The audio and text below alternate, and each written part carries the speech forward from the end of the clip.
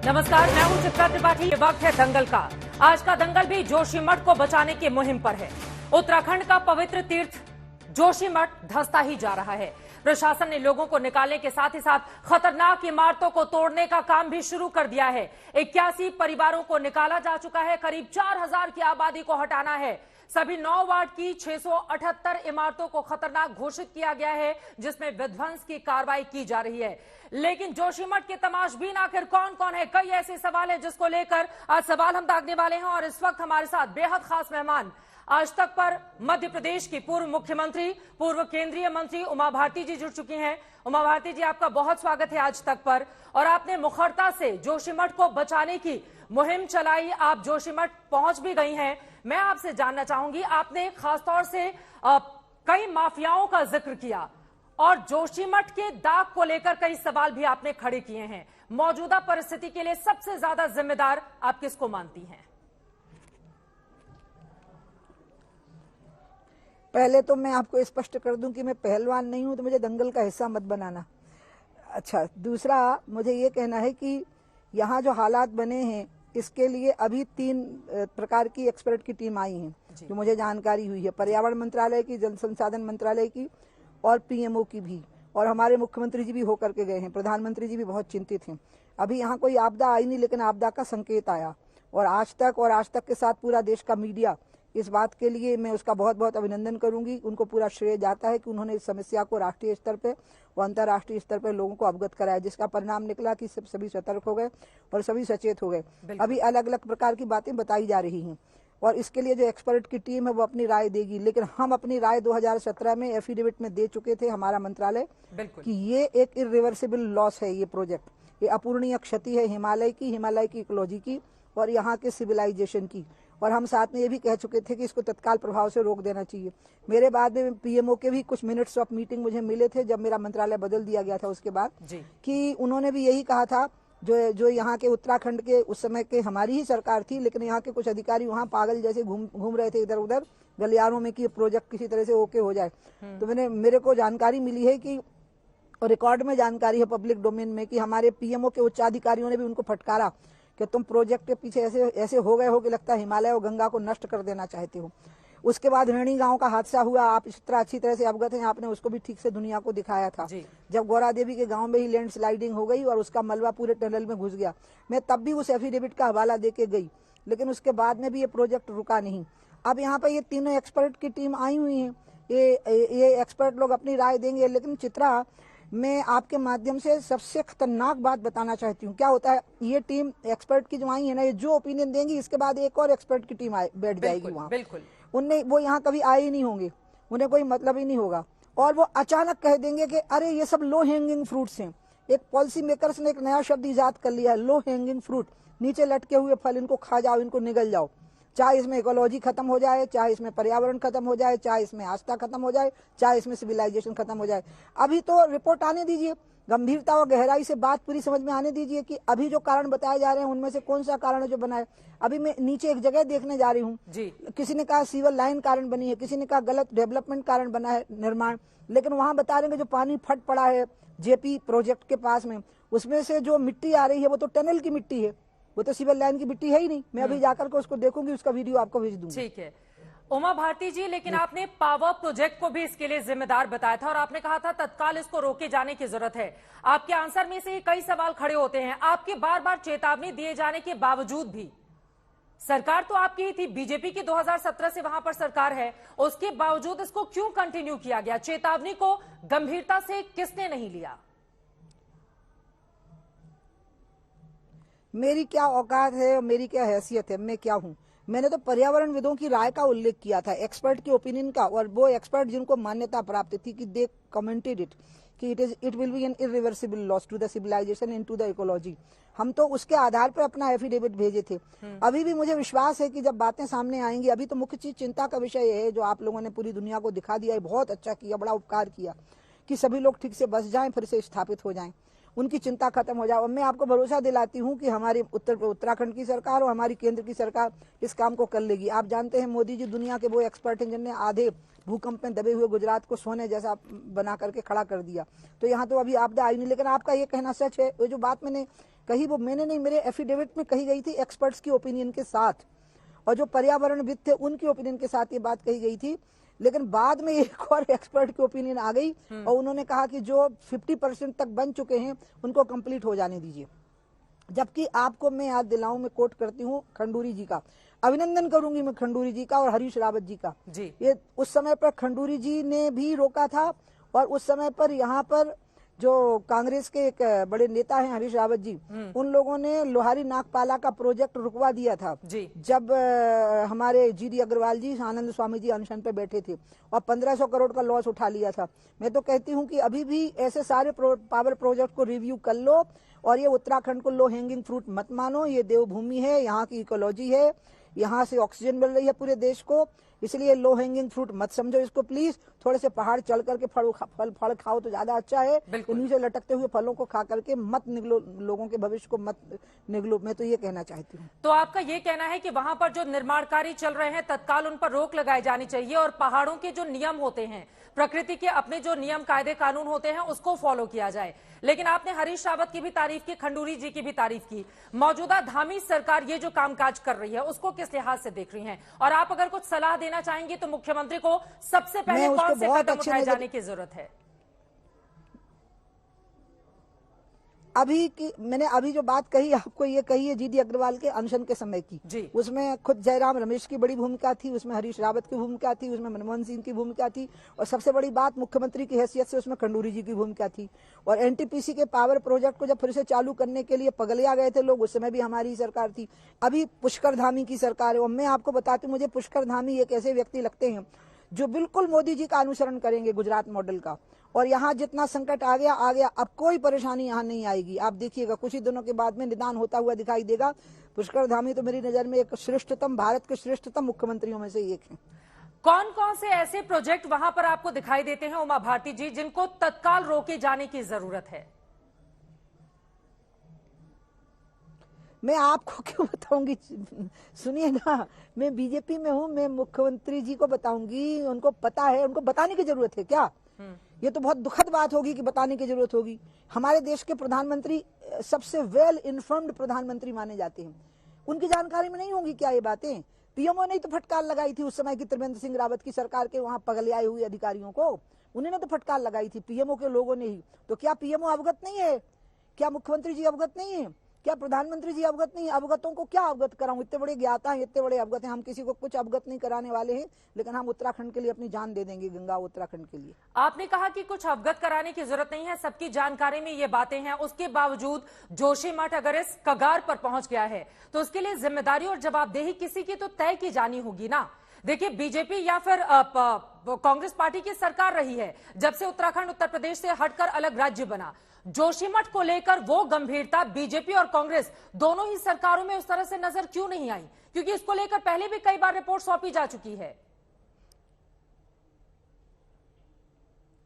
आपने बहुत अच्छा सवाल उठाया। सचमुच में ये जो टनल है ना एनटीपीसी की, ये पूरे जोशीमठ के नीचे से जिसके दिल को चीर गई है बिल्कुल, और ये हल्की सी भी हलचल नीचे होती है तो पूरे जोशीमठ को हानि होती होगी। मैंने ज्यादा बोल नहीं सकती ना, क्योंकि अभी एक्सपर्ट की ओपिनियन नहीं आई है। अब आपने जो दूसरी बात कही है, तो मैं आपके माध्यम से सभी मीडिया से अपील करूंगी, थोड़ा इस बहस को चलाए रखना। आप जोशीमठ का तो समाधान हो जाना, आप यहीं से मान लीजिए। मैं समझती हूँ, मैं पुष्कर धामी को बहुत अच्छी तरह से समझ गई, वो शांति से कम बोलने वाले, ज्यादा काम करने वाले हैं। और प्रधानमंत्री जी तो सबसे बड़े विशेषज्ञ हैं इस संसार के डिजास्टर मैनेजमेंट के, उनके बराबरी कोई कर नहीं सकता। तो ये अभी का तो समाधान हो जाएगा, लेकिन इस समस्या की जो गंभीरता और गहराई है, जिसमें देश के सारे पहाड़, सारी नदियां संकट में पड़ गई हैं, उसकी गंभीरता और गहराई के लिए आप बहस चलाए रहिए मीडिया पर प्लीज। सारे लोग, आप लोग भी अपनी जिम्मेवारी बहुत अच्छे ढंग से निभा रहे हो, उसको करते रहिए, और मेरे जैसे लोगोों का भी मार्गदर्शन करते रहिए। इससे ज्यादा चित्रा मेरे से बुलवाओ मत दंगल में, क्योंकि मैं ना पहलवान नहीं हूं, दो और सवाल है, कहना नहीं चाहती, एक्सपर्ट्स की ओपिनियन नहीं आई है। उमा भारती जी, आप इस बारे में बहुत ज्ञानी हैं, और हम सब ने देखा था मंत्री के तौर पर भी आपने काफी ज्यादा अहम सलाह दी गई थी। ये अलग बात है कि इसको कितना माना गया या कितना नहीं माना गया, लेकिन जोशीमठ जिस तरह से खत्म होने के कगार पर आकर खड़ा हो गया है, वहां के लोगों के जीवन से जुड़ा हुआ ये मसला है, इसलिए छोटे छोटे और सवाल मैं आपसे लेना चाहूंगी। सवाल बड़ा ये है, जोशीमठ की स्थिति को देखते हुए क्या इसको राष्ट्रीय आपदा घोषित किया जाना चाहिए?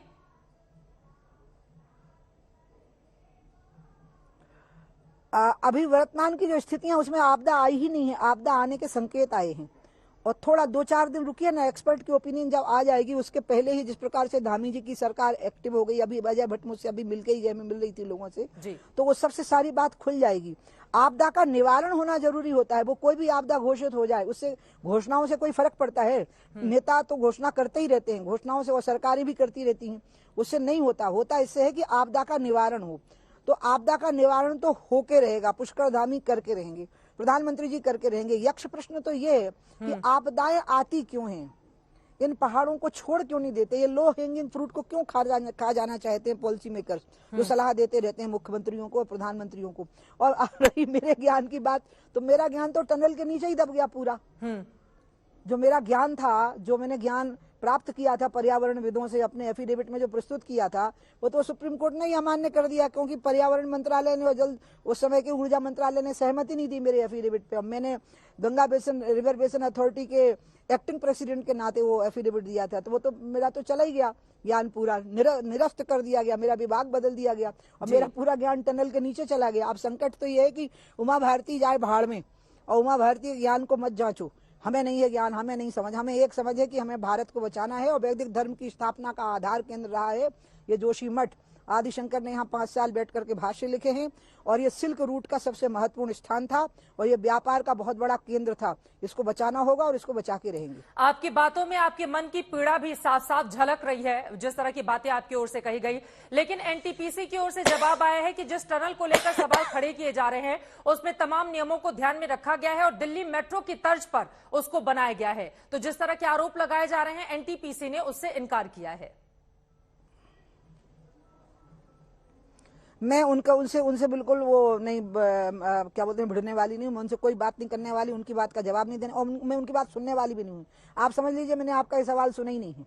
मुझे नहीं सुनना उनकी कोई बात, क्योंकि बात मेरे और सुप्रीम कोर्ट के बीच की है। जोशीमठ में आज जिस तरह की स्थिति आई हुई है, तमाम लोगों को दूसरी जगहों पर निकालकर अभी तात्कालिक रूप से शिफ्ट किया जा रहा है, लेकिन क्या राज्य सरकार को गंभीरता से जोशीमठ के जितने भी लोग हैं उनको दूसरी कहीं जगह सुरक्षित बसाए जाने की भी जरूरत है, और पूरा खर्चा राज्य सरकार उठाए? क्योंकि थोड़े थोड़े जो मुआवजे दिए जा रहे हैं उसको लेकर लोगों में असंतोष है और लोग नारेबाजी भी कर रहे हैं सरकार को लेकर। लोगों को करना चाहिए। लोकतंत्र में लोग अगर अपनी बात नहीं कहें तो कब कहेंगे? ये जो सरकारों में बैठे हैं, प्रधानमंत्री, मुख्यमंत्री, इनको लोगों ने बनाया है, तो लोगों का अधिकार है कि उनका हाथ पकड़ के वो खींचेंगे, उनको कहेंगे कि आप हमारी बात सुनो। लोगों के लोकतंत्र में लोगों का अधिकार सबसे बड़ा होता है। वो तो ठीक कर रहे हैं, अपने असंतोष को व्यक्त कर रहे हैं। लेकिन मैं आपको बताना चाहती हूँ, संवेदनशील मुख्यमंत्री हैं पुष्कर धामी, बहुत प्यारा इंसान है, बहुत संवेदनशीलता। और मुख्यमंत्री और प्रधानमंत्री जी की तो जो विशेषज्ञता है वो है चुनौती और डिजास्टर का सामना करने की, जो कि अभी यहाँ आए ही नहीं है। इसके लिए तात्कालिक समस्या का निदान तो बहुत अच्छा होगा, और आप खुद कहेंगे कि अच्छा हो गया, आप खुद देखेंगे कुछ दिनों के बाद में। लेकिन मैं तो कुछ और सवाल, दूसरी बात कह रही हूँ कि हमें अपने देश के विकास को, पर्यावरण, प्रकृति, मानवता, इस सबको साथ लेके चलना पड़ेगा। हम एकदम लो हैंगिंग फ्रूट में अगर हाउ हाउ करने में लग गए तो बहुत दुष्परिणाम आने ही लगे हैं हमारे सामने। हमने केदारनाथ का भी डिजास्टर देखा था, यहाँ तो कोई डिजास्टर नहीं आएगा, आप निश्चिंत मानिए, क्योंकि आप लोगों ने ठीक से सतर्क कर दिया और सरकारें सतर्क हो गई। चारधाम यात्रा को लेकर भी जो निर्माण कार्य चल रहा है, क्या उस पर रोक लगाए जाने की जरूरत है? अब आप जैसे गवर्नमेंट को मैं जो टर्म डिक्टेट कर दूंगी वो उनको मान लेंगे। चारधाम यात्रा पे पूरा उत्तराखंड प्रसन्न है। चारधाम यात्रा में जब भी काम होता है उस समय पर होता है जब यात्रा बंद होती है। लोगों को बहुत पहले से पता होता है कहाँ कहाँ पे काम हो रहे होंगे। चारधाम यात्रा के कारण ही हम चाइना का मुकाबला करेंगे, क्योंकि तिब्बत के बॉर्डर पे है उत्तराखंड राज्य, और यहाँ के प्रहरी आर्मी के अलावा कोई थे तो यहाँ के निवासी थे। तो यहाँ के निवासियों को अगर हम सुविधाएं नहीं देंगे रोडों की और अच्छी जिंदगी जीने की, तो मजबूरी में गांव खाली होने लग जाएंगे। और इसलिए जैसी सीमा पर हम आर्मी का ध्यान रखते हैं, उतना ही ध्यान हमें उत्तराखंड के निवासियों का रखना पड़ेगा। और यहाँ पर लोग दर्शन करने आए, शांति से निकल जाएं, और इससे रोटी और रोजगार लोगों को मिले। ये सब बातें तो होनी ही है। लेकिन ये जो पुरानी बातें हैं, और जिसमें यहाँ एक ब्लेम गेम शुरू हो गया, कांग्रेस कहती है तुमने शिलान्यास किया, तो वो कहते हैं तुमने सर्वनाश किया। मुझे मौका मिल गया है तो मैं अपील कर रही हूँ सोनिया जी से और जगत प्रकाश नड्डा जी से कि अपनी अपनी पार्टी के कार्यकर्ताओं को रोक लो, उनको समझाओ कि अभी ब्लेम गेम में नहीं पड़ना, अभी सब लोग सेवा करने में लगो। लोग ठंड में ठिठुर रहे हैं, सरकार पूरी व्यवस्था करने में लगी है, प्रशासन लगा है, लेकिन लोगों को भी लगना चाहिए। और मीडिया का मैं फिर आभार व्यक्त करूंगी कि उनकी वजह से ये समस्या पूरी दुनिया के ध्यान में आई। पावर माफिया दैत्य की तरह उत्तराखंड को निगल रहा है, इस तरह के आरोप आपकी ओर से लगाए गए, तो क्या जितने भी पावर प्रोजेक्ट हैं सभी को बंद किए जाने की बात आपकी ओर से कही गई, या कुछ इसमें ऐसे नियम हैं जिनको फॉलो करते हुए कुछ जगहों पर उसको लागू किया जा सकता है और बाकी जगहों का तुरंत बंद कर दिया जाना चाहिए? आपने बिल्कुल सही कहा। मैंने कहा है कि पावर माफिया, खनन माफिया और खनन माफिया, एक पावर, एक शराब माफिया, जी, शराब। ये तीन ऐसे हैं जो राजनीतिक दलों को अपनी जेब में डाले रहते हैं और ये दैत्यों की जगह जनहित को निगले जा रहे हैं, ऐसी स्थिति बना देते हैं। और इसलिए मैं बिल्कुल पावर प्रोजेक्ट के खिलाफ नहीं हूँ। पावर जनरेशन बहुत जरूरी है। प्रधानमंत्री जी ने वैकल्पिक पावर जनरेशन भी बताई है, सौर ऊर्जा की बताई है, अन्य बातें बताई हैं, उससे भी हो सकता है। पावर जनरेशन होना चाहिए, खूब होना चाहिए, खूब रोड बनना चाहिए, लेकिन इकोलॉजी को ध्यान में रख के बनाइए। नदियों का नुकसान किए बगैर बनाइए, खनन करिए लेकिन नदियों का नुकसान किए बगैर करिए।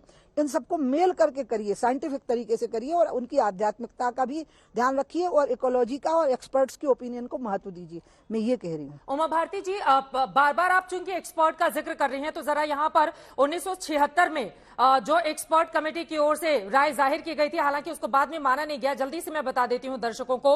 1976 में गढ़वाल कमिश्नर महेंद्र चंद्र मिश्रा की ओर से एक देखरेख कमेटी बनी थी और उसने 47 साल पहले यह कहा था कि जोशीमठ कभी भी दरक सकता है। अब जरा सोचिए, हमारे देश के एक राज्य में 47 साल पहले अगर मिश्रा कमेटी रिपोर्ट देती है कि जोशीमठ कभी भी दरक सकता है, उस पर अगर सरकारों ने ध्यान दिया होता तो आज यहां पर आंसू बहाने के लिए हम सब नहीं बैठे होते। जितनी भी रिपोर्ट्स आती हैं उनको दरकिनार क्यों कर दिया जाता है? उस पर गंभीरता से सरकारें क्यों नहीं चेतती, क्यों नहीं चिंता जाहिर करती और उस पर कामकाज क्यों नहीं होता है? आप मुझसे पूछ रहे हो? जी जी, आपसे ही ये सवाल है। तो ये मिश्रा जी ने तो 1976 में कहा, मैं बिचारी ने तो 1917 में कहा, नहीं 2017 में। मेरा बेचारा सेक्रेटरी और मेरे विभाग के सभी अधिकारी, उन सब ने, और पर्यावरणविद, 7 IIT कंसोर्टियम और सारे के सारे एक्सपर्ट, उन बेचारों ने तो 2017 में भी वही बात कही जो 1976 में मिश्रा जी ने कही। और एक और मिश्रा जी ने फटकार लगाई, मैं उनका नाम नहीं लूंगी, पीएमओ में बिठा करके फटकार लगाई यहाँ के पगले आए हुए अधिकारियों को। इसलिए ये तो सबने ही कहा है, लेकिन फिर भी अगर हम आत्मघाती कदम उठा रहे हैं तो भगवान बचा लेगा ना, भगवान तो है ना ऊपर, वो बचा लेगा हम सबको। एक आखिरी सवाल, अभी आप कहां पर जाने वाली हैं? नेता और राजनीति भले ही न बचे। आपका मुआयना होना है वहां पर, और चूंकि आप बहुत सारे गंभीर सवाल भी खड़े कर रही हैं, तो क्या मुख्यमंत्री से भी मुलाकात का आपका कोई कार्यक्रम है ताकि यहां का मुआयना करके आप अपने कंसर्न उन तक पहुंचा सके कि तत्काल किन किन चीजों पर रोक लगाए जाने की और किस तरह की व्यवस्था किए जाने की जरूरत है? मुख्यमंत्री कोई गुफा में नहीं रहते हैं कि मुझे उन्हें बताना पड़ेगा। वो हाई इन्फॉर्म्ड चीफ मिनिस्टर हैं, सबके पास में टेक्नोलॉजी है, सबको पता है कि कहाँ क्या करना, वो होकर के रहेगा। इसलिए मैं नहीं समझती हूँ कि मैं उनकी सलाहकार बनूं। मैं तो यही चाहूंगी कि बहुत अच्छा काम वो, उन पर यकीन करती हूँ और वो इस यकीन की रक्षा करेंगे। दूसरी बात, मैं लगभग सब जगह यहाँ होली, मैं असल में मीडिया से बात करने के लिए उत्सुक ही नहीं थी, लेकिन मेरे को कुछ बातें कहनी थी, जरूरी कहनी थी, और इसलिए मुझे माध्यम मिल गया तो मैंने कह दिया। अभी मैं एक जगह जा रही हूँ जहां पर ये जो कह रहे हैं ना कि सिविल लाइन और अनमाइंडफुल निर्माण, वो हो सकता है अनमाइंडफुल कंस्ट्रक्शन कुछ हो गए हो जिसकी वजह से ऐसा हो गया हो, लेकिन जो यहाँ जेपी के प्रोजेक्ट के पास में जो जल फट पड़ा है, उसमें जो मिट्टी और मलबा आ रहा है वो तो एनटीसीपी की टनल का आ रहा है, एनटीपीसी की, तो वो कहाँ से आ गया वहां पर फिर? बिल्कुल, तो ये चीज तो मैं जरूर देखूंगी और मैं वीडियो, मैंने कहा ना, बना के भेज दूंगी मैं अपना एक आप लोग के पास में। ठीक है, बहुत शुक्रिया उमा भारती जी आज तक से जुड़ने के लिए और इस महत्वपूर्ण और बेहद गंभीर मुद्दे पर चर्चा करने के लिए। यकीनन न सिर्फ जोशीमठ बल्कि पूरा उत्तराखंड और देश आपको सुन रहा है और आपकी जो सलाह रही, उम्मीद यही कि गंभीरता से उन बातों को राज्य और केंद्र सरकार की ओर से भी सुना जाएगा, देखा जाएगा और राजनीति इस पूरे मसले पर बंद की जानी चाहिए ताकि जोशीमठ फौरन अपनी नई जिंदगी के साथ आगे बढ़ सके। बहुत धन्यवाद आपका आज तक से जुड़ने के लिए।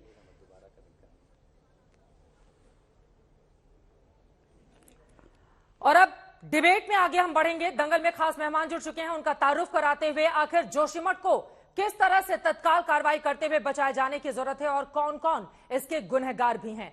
खास मेहमान जुड़ चुके हैं, उनका परिचय आपसे करवा देती हूं। हरीश रावत जी, पूर्व मुख्यमंत्री उत्तराखंड के, कुछ ही देर में आपको टीवी स्क्रीन पर दिखाई देंगे। Suresh Joshi ji, spokes person Bharatiya Janata party के, हमारे साथ जुड़ चुके हैं। गरिमा जी, गरिमा दसोनी हमारे साथ स्पोक्स पर्सन कांग्रेस पार्टी की मौजूद हैं। स्वामी अवि मुक्तेश्वरानंद जी महाराज हमारे साथ कुछ ही देर में जुड़ेंगे। और साथ ही हमारे साथ नवीन कुमार भटनागर जी, फॉर्मर डीआईजी हैं एनडीआरएफ के, वो भी आपको दिखाई देंगे, टीवी स्क्रीन पर आपको नजर आ रहे हैं। लेकिन सबसे पहले सुरेश जोशी जी, शुरुआत आपसे ही करते हुए, देखिए उमा भारती जी की भी अपनी पीड़ा है, अपने दर्द हैं। उनका ये कहना है कि मैं यहां पर देखने के लिए आई हूं, लेकिन टेक्नोलॉजी के जमाने में सबके पास इस बात की जानकारी है कि किस तरह से हालात को सुधारे जाएं। अभी तत्काल क्या स्थिति है, कितने परिवारों को निकाला गया है, युद्ध स्तर पर कैसे काम को आगे बढ़ाया जा रहा है, और वहां पर जो होटल से जुड़े हुए लोग हैं वो बड़े मुआवजे की मांग कर रहे हैं। ऐसे में क्या करेगी सरकार? देखिए चित्रा जी, इस समय जो हम सब लोगों की प्राथमिकता है, प्राथमिकता इस समय यह है कि भाई जो भी वहां पर को नुकसान हुआ है उसकी भरपाई कैसे हो और कैसे लोगों को सुरक्षित स्थानों पर ले जाया जाए और पुनर्वास की क्या व्यवस्था हो। इन सब व्यवस्थाओं के मद्देनजर वहां पर जो प्रशासन की टीम है, उत्तराखंड प्रशासन की जो टीम है, उस पे आपदा प्रबंधन के सचिव रंजीत सिन्हा वहां पे हैं, मुख्यमंत्री जी के सचिव मीनाक्षी जी वहां पर हैं, कमिश्नर डीएम, ये सारी टीम वहां पर है। और अभी तक जितने परिवार वहां पर, अभी हमने लगभग 88 फैमिली जो है, 88 परिवारों को वहां से शिफ्टिंग किया है, जिनको अभी शिफ्ट करने की आवश्यकता थी। और अभी हमने वहां रहने के लिए लगभग 300 ऐसे स्थान चिन्हित कर दिया है कि जहां पर 300 परिवारों को हम लोग शिफ्ट कर सकते हैं।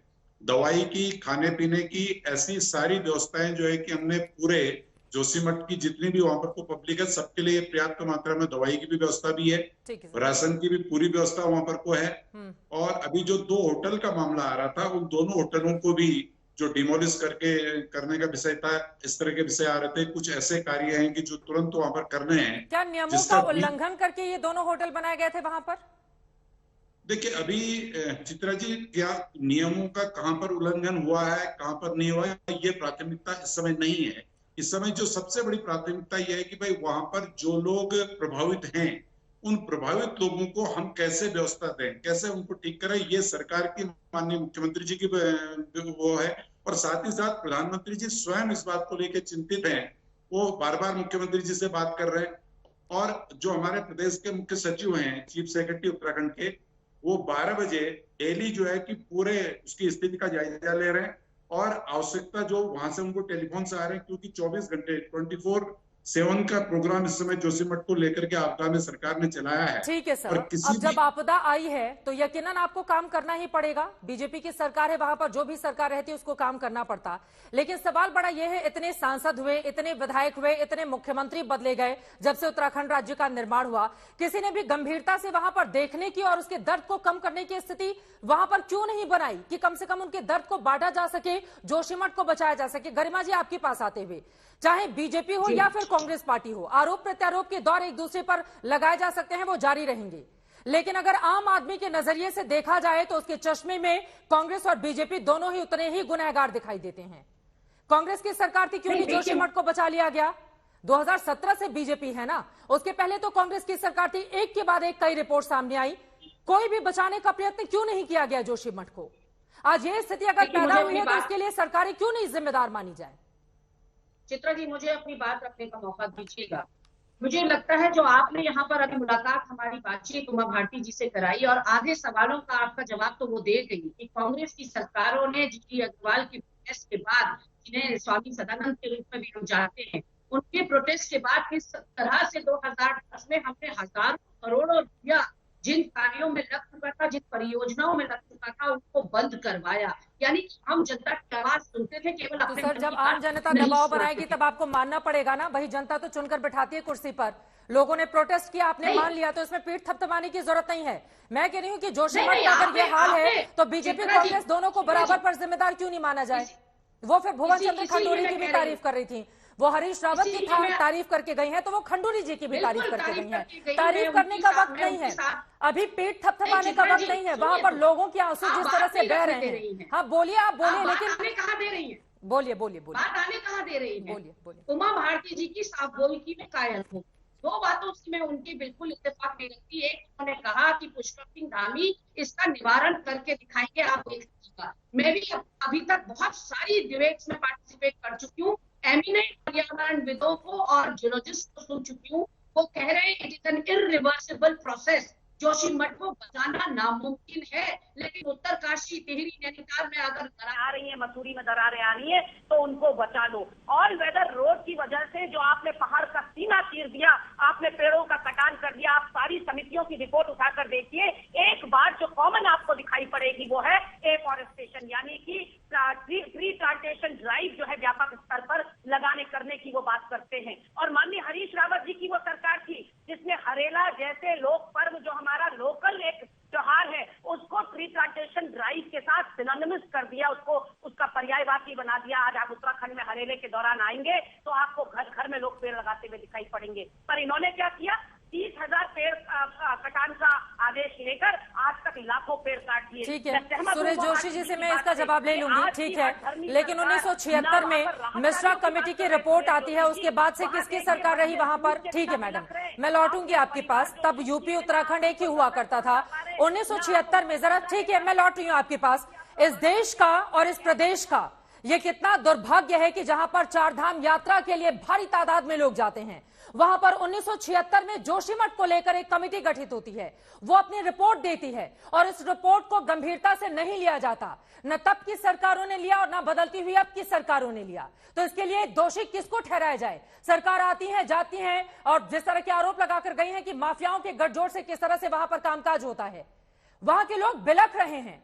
उसके दर्द को आप महसूस कीजिए, और अगर महसूस नहीं हो रहा है दोनों के लिए, चाहे वो बीजेपी हो या फिर कांग्रेस पार्टी हो या कोई और नेता हो, क्योंकि वहां के लोग आपको चुनते इसलिए हैं ताकि आप उनका ख्याल रखें, और उसके बावजूद अगर घर बार छोड़कर उनको जाना पड़ा है तो दोनों ही सरकारों को सोचना होगा।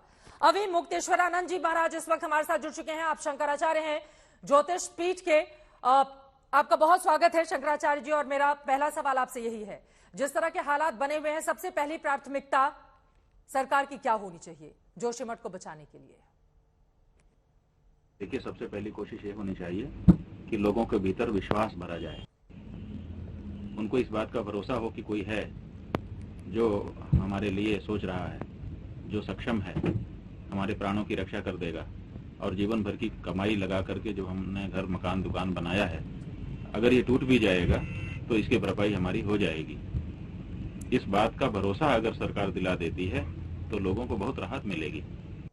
भरपाई करने के लिए या इसकी जो मांग है उसको लेकर भी अलग अलग तरह के यहां पर विचार सामने आ रहे हैं, क्योंकि मुआवजे की राशि को लेकर लोग प्रदर्शन कर रहे हैं। मैं उस पर आऊंगी, लेकिन जिस तरह के हालात बने हुए हैं, आप तो करीब से जानते हैं उत्तराखंड को, वहां पर किस तरह से शंकराचार्य पीठ अलग अलग हिस्सों में लोग पूजा पाठ के लिए जाते हैं। अगर जोशीमठ में इस तरह के हालात पैदा हो गए हैं तो इसके लिए जिम्मेदार आप किसको मानते हैं? देखिए, जिम्मेदारी की तो बात यह है कि तय होनी ही चाहिए। अपने देश में तो जिम्मेदारियां तय नहीं होती हैं, केवल नाम पूछ लिया जाता है और कोई लोग कह भी देते हैं। लेकिन हमारा ये कहना है कि ये बहुत ही कठिन समय है, जिम्मेदारी तय करने का समय बाद का रखा जाए। अभी तो पुनर्वास, बचाव और लोगों के मन में भरोसा स्थापित करने की कोशिश होनी चाहिए। बिल्कुल, लोगों के मन में भरोसा पैदा करना होगा ताकि उनके दर्द को बांटा जा सके। मेरा अगला सवाल है शंकराचार्य जी आपसे, पहाड़ों के अपने कुछ नियम होते हैं, वहां पर प्रकृति बहुत सारे फैसले खुद के तरीके से करती है। ऐसे में जो ज्यादा कंस्ट्रक्शन का काम चल रहा है, जिसको लेकर कांग्रेस पार्टी भी सवाल खड़े कर रही है, क्या आपको भी लगता है कि ज्यादा कंस्ट्रक्शन की वजह से वहां पर हालात खराब हो रहे हैं और इस पर रोक लगनी चाहिए? अब ये प्रश्न ऐसा है जो उत्तर ही है। सच बात यही है कि पहाड़ों में प्रकृति बसती है और हमने प्रकृति के साथ खूब छेड़छाड़ की है। इतनी छेड़छाड़ कि जैसे कोई किसी को उकसाने के लिए करे। तो जब हम इतनी छेड़छाड़ प्रकृति के साथ कर रहे हैं तो उसमें भी तो प्रभाव पड़ेगा। आप बताइए, 1976 में जब भूकंप आया था और जब वहां पर भूदसाव आदि घटनाएं हुई थी, तभी मिश्रा कमेटी बनाई गई थी। बिल्कुल। और मिश्रा जी वहां पर कमिश्नर के रूप में तैनात थे, उनको वहां का पर्याप्त अनुभव था और उन्होंने ये कहा था कि ये जोशीमठ का पूरा इलाका ग्लेशियर के ऊपर बसा हुआ है, भुरभुरी जमीन के ऊपर बसा हुआ है, ठोस चट्टाने नहीं है इसके नीचे, इसका आधार बहुत ही कमजोर है अगर कुछ छेड़छाड़ की गई भविष्य में तो बहुत बुरे परिणाम होंगे।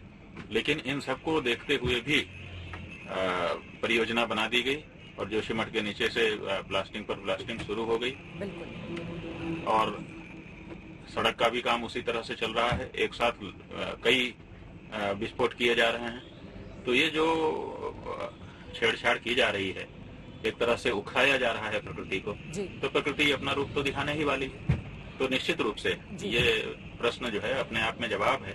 ये बड़ी बातें आप कह रहे हैं। आपने हमारी मिश्रा कमेटी की रिपोर्ट का यहाँ पर जिक्र किया है शंकराचार्य जी, ठीक है। 1976 की उस मिश्रा कमेटी की रिपोर्ट का आपने जिक्र किया है जिसने जोशीमठ को लेकर पहले ही आशंका जताई थी। अगर हम हाल ही में देखें 1980 में बीजेपी बनी, हालांकि उसके पहले कांग्रेस की सरकार थी। एक तरीके से कांग्रेस और बीजेपी दोनों की ही सरकारें रही हैं उत्तराखंड में। जोशीमठ को लेकर या उत्तराखंड को लेकर ज्यादा संवेदनशीलता या ज्यादा गंभीरता किस सरकार में नजर आती है आपको? अब आपने प्रश्न में ही कह दिया कि दोनों पार्टियों की सरकारें रहीं। अगर दोनों पार्टियों की सरकारें रहीं तो दोनों पार्टियों ने जो कुछ वहां पर हो रहा है उसको आगे बढ़ाया। तो विकास कौन मना करता है कि विकास ना हो? विकास तो एक सतत प्रक्रिया है। प्रत्येक व्यक्ति अपने आप विकसित हो रहा है। एक बच्चा छोटा सा पैदा होता है, फिर धीरे धीरे बढ़ता है, उसकी बुद्धि का विकास होता है, उसके बल का विकास होता है, उसके शरीर का विकास होता है, उसके मन मस्तिष्क का विकास होता है और उसके अगल जो भौतिकता है उसमें भी विकास परिलक्षित होता ही है, होना ही है वो तो।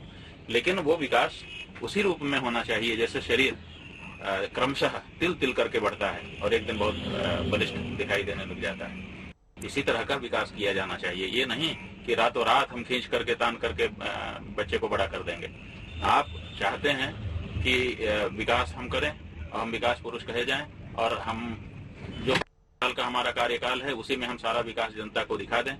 ये जो आपकी भूख है जिसके कारण कार्य करने वाले कार्यदायी संस्थाओं पर और अधिकारियों पर दबाव आता है कि नेताजी चाहते हैं कि जल्दी काम हो और इसलिए वो अंधाधुंध काम शुरू करते हैं और अंधाधुंध काम करने के समय में ये सब समस्याएं हो जाती हैं। बिल्कुल। तो अब तो कम से कम ये समय आ गया कि हम लोग ये तय करें कि हमें जोशीमठ चाहिए कि उसके नीचे जा रही सुरंग चाहिए। बहुत शुक्रिया आपका आज तक से जुड़ने के लिए और ये महत्वपूर्ण जानकारी देने के लिए। स्वामी अविमुक्तेश्वरानंद को आप सुन रहे थे। उनकी ओर से कहा गया कि विकास एक सतत प्रक्रिया होती है लेकिन उसमें प्रकृति के नियमों का ख्याल रखा जाना चाहिए। अपने दोनों ही राजनीतिक मेहमानों से इस सवाल का जवाब मैं लूंगी, लेकिन उसके पहले नवीन कुमार भट्टागर जी सीधे आपके पास आते हुए, अब जोशीमठ को लेकर तत्काल किस तरह की कार्रवाई किए जाने की जरूरत है? और बार बार कहा जा रहा है कि डेवलपमेंट के कुछ जो प्रोजेक्ट काफी तेजी से चल रहे हैं या सुरंग जो बनाए जा रहे हैं उसके कारण हालात यहां तक पहुंचे हैं, क्या ये सच है? जी एक्चुअली क्या बार बार इस चीज का जिक्र हो रहा है, मिश्रा कमेटी की रिपोर्ट। तो मैं कहता हूं क्यों नहीं इसके ऊपर सीरियसली गवर्नमेंट ने ध्यान दिया। एक्चुअली क्या है कि ये जो पहाड़ हैं हमारे ये है आपके सैंडी रॉक के ऊपर। अच्छा, सैंडी रॉक के अंदर क्या होता है, ये हार्ड रॉक नहीं होती है, इसके अंदर वाटर सस्टेन हो जाता है और कहीं भी पानी का स्टेग्नेशन हो या डैम हो तो पानी का रिसाव डेफिनेटली होगा। वो जब होगा जब उस एरिया के अंदर हैवी कंस्ट्रक्शन होगा। बिल्कुल। यहाँ लोगों ने मल्टी स्टोरी बिल्डिंग पक्की बना दी। ये पहाड़ जो है ज्यादा जो भार है उसको सहन नहीं कर सकते और इसके अलावा ब्लास्टिंग की जा रही है जो नहीं होनी चाहिए।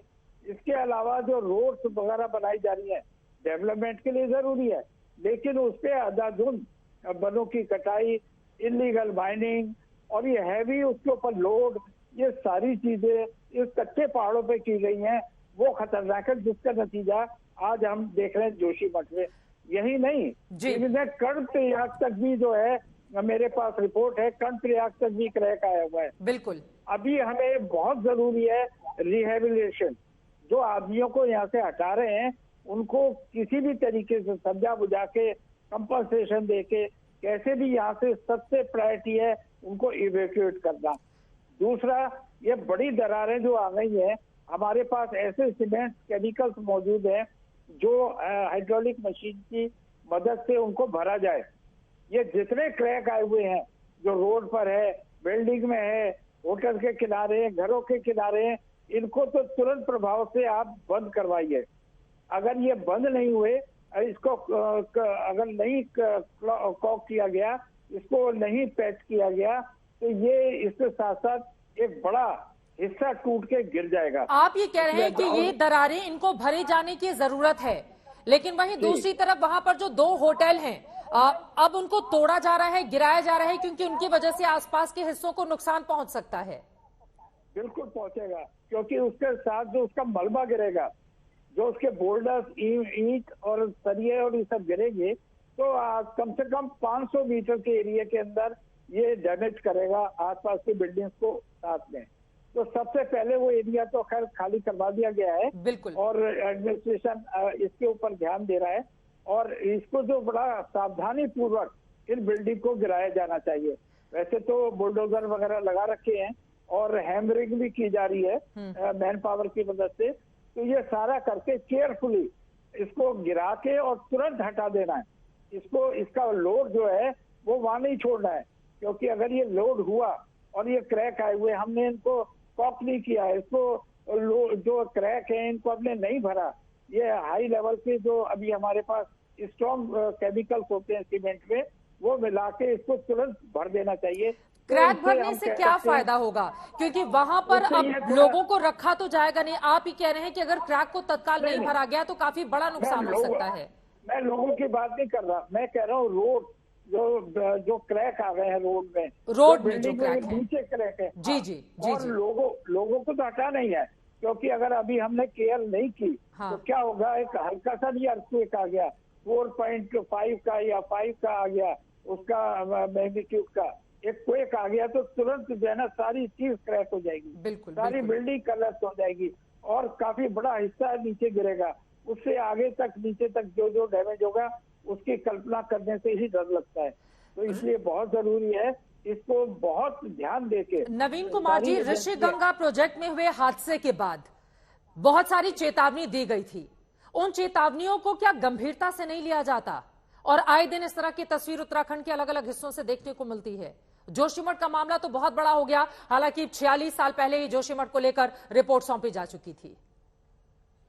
बिल्कुल, ये इसके लिए जो टाइम टू टाइम सर्वे हुए हैं, रिपोर्ट दी गई है, लेकिन होता क्या है कि जैसा उमा भारती जी ने कहा कि इसमें लोग जो है उनकी लापरवाही हो जाती है और वो नियम कायदे को ताक पे रख के अपना इलीगल कंस्ट्रक्शन करने लग जाते हैं। लोग बात ध्यान नहीं देते और उसमें एजेंसियां शामिल होती है जो अपना फायदा देखती हैं, गवर्नमेंट का या एनवायरमेंट का या इसका जो हमारी कमेटी है, एक्सपर्ट कमेटी है, उनके व्यू किसी का ध्यान नहीं देके वो अपना ही ध्यान देती है, जिसका नतीजा आज देखिए जोशीमठ से लेके और कर्ण प्रयाग तक काफी बड़े बड़े जो क्रैक्स आ गए हैं, बिल्डिंग्स में भी, रोड्स में भी और ये सब चीजों में।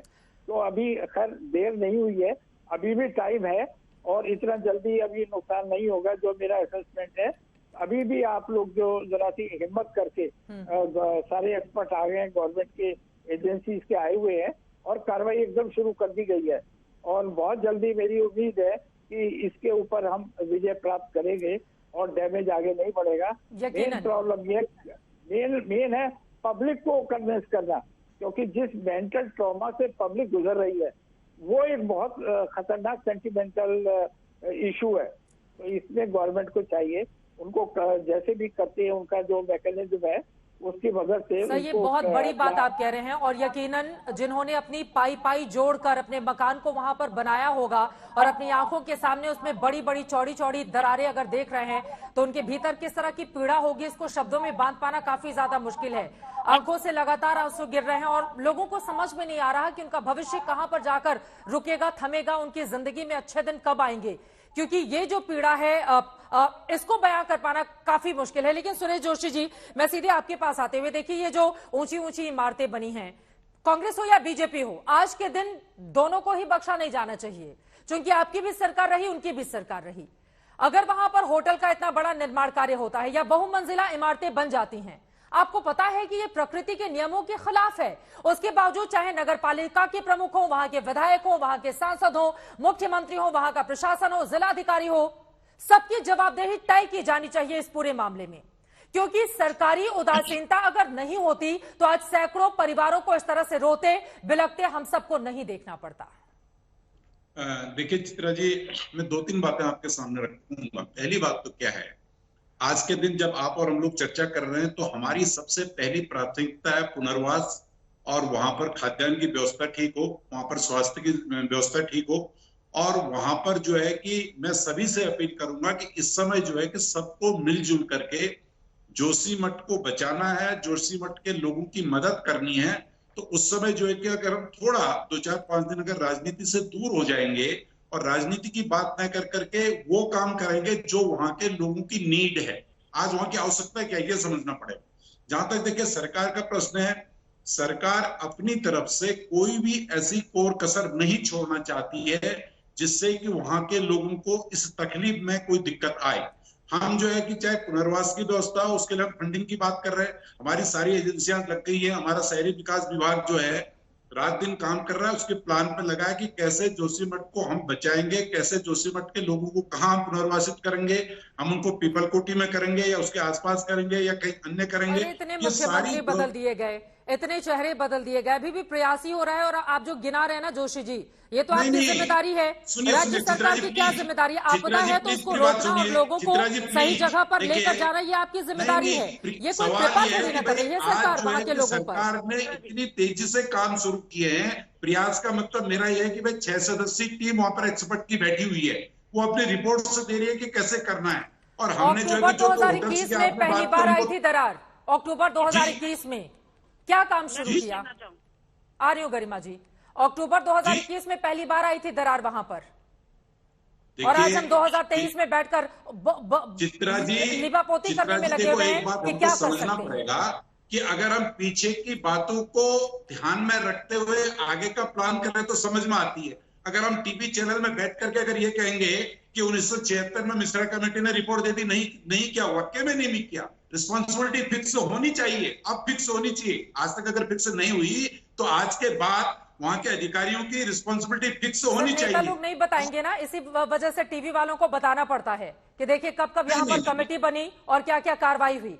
और अगर 2021 में अक्टूबर में दरार आती है, उसके बावजूद सरकार नहीं चेतती है, तो आप इसको कैसे कांग्रेस पर जिम्मेदार डाल सकते हैं?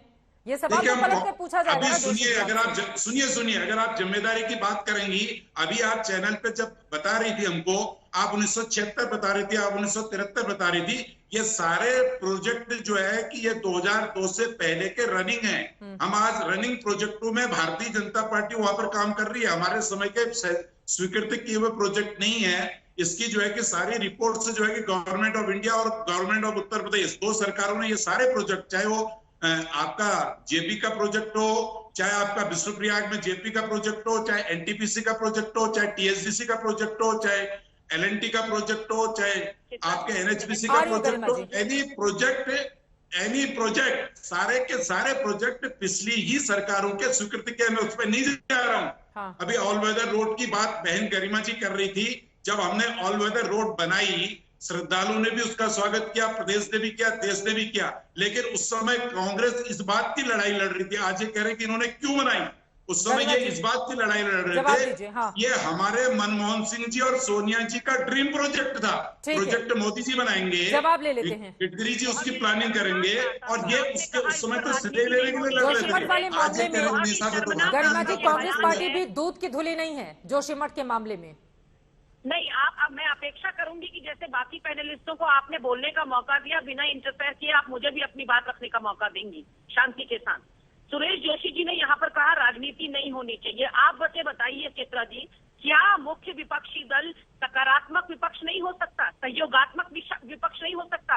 क्या उसकी कोई राय या उसके कोई सुझाव जोशीमठ को लेकर नहीं हो सकते? आज 6 दिन से मेरे अध्यक्ष, माननीय अध्यक्ष उत्तराखंड कांग्रेस समय मांग रहे मुख्यमंत्री जी से जोशीमठ के मामले पर। समय आज जाके मिला है जब हमने मुख्यमंत्री आवास कूच किया और जबरन हमने मुख्यमंत्री आवास में घुसने की कोशिश की, तो आज शाम का हमें वक्त दिया गया है। ऐसे में सर्वदलीय क्या एक संगठन नहीं बनाया जाना चाहिए जिनके सुझाव लिए जाने चाहिए? बुद्धिजीवी केवल भाजपा में बैठे हैं क्या? आपने सही कहा चित्रा जी कि 2021 नवंबर में क्रैक्स आ गए थे। क्या कर रहे थे स्थानीय विधायक महेंद्र भट्ट, जो इस समय वर्तमान में भाजपा के सूबे। वक्त हमें इतने की इजाजत देता है। आप तमाम मेहमानों का बहुत शुक्रिया हमारे साथ इस चर्चा में शामिल होने के लिए। आप देखते रहिए आज का।